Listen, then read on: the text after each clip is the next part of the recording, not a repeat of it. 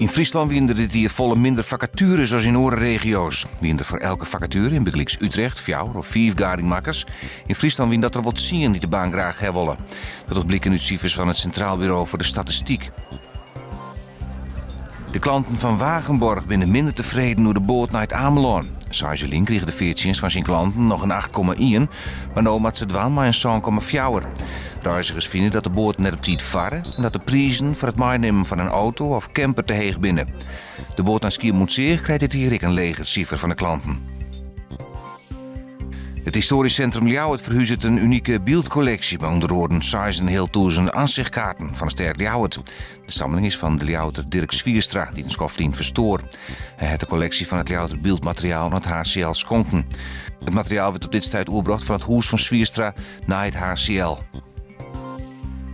Joen en vannacht kans op een dichte mist. Het wordt 13 graden. Morgen zinnen, maar 22 graden en haast geen wind, de zuidwestenwaai, wordt het warm.